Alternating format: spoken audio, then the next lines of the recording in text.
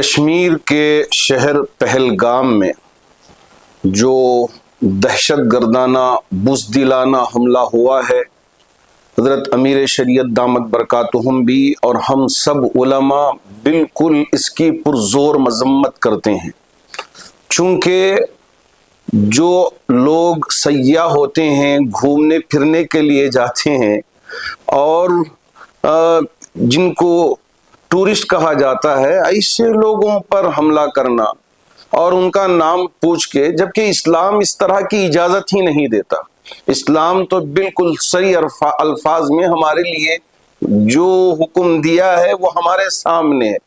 یہ بالکل منافق ہیں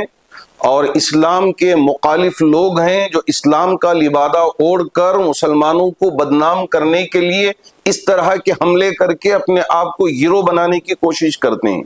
میں ملک کے تمام ذمہ داران سے اور خصوصیت کے ساتھ ذمہ دار واسیوں سے گزارش کرنا چاہوں گا کہ سب مل کر اس کے خلاف آواز اٹھائیں اور ہمارے ملک کے پی ایم صاحب ہوں، ہوم منسٹر صاحب ہوں، آزادانہ منصفانہ تحقیقات کروائیں، اور جو بھی اس سلسلے میں دوشی ہے، جو اس سلسلے میں پکڑے جائیں گے تو ان سب کو سخت سے سخت سزا کا ہم مطالبہ کرتے ہیں۔ یہ ایسی عبرتناک سزا دیں کہ جس کی وجہ سے پتہ چلے کہ ایسے بزدلانہ حملہ کرنے والوں کے لیے ہمارے ملک میں کس طرح کی سزا ہوگی۔ یہ دیکھا جا رہا ہے کہ کئی سیاسی جماعت اپنے ذاتی مفاد کے خاطر اس کو ایک خصوصی قوم یا ایک خصوصی مذہب کے ساتھ جوڑ کر بات کریں، تو اس بارے میں آپ کیا کہتے ہیں؟ اس طرح کے چیزیں کرنا،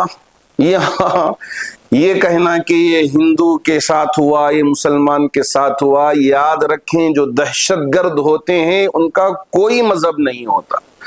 اس وجہ سے یہاں اب پارٹی بازیاں کرنا اور روٹی سیکنا یہ بالکل مناسب نہیں ہے، بلکہ ملک ایک ہو کر، تمام پارٹیاں ایک ہو کر اس کے خلاف آواز اٹھانا ہے اور دہشت گردی کو ہمارے اس ملک سے مٹانے کا کام انجام دینا ہے۔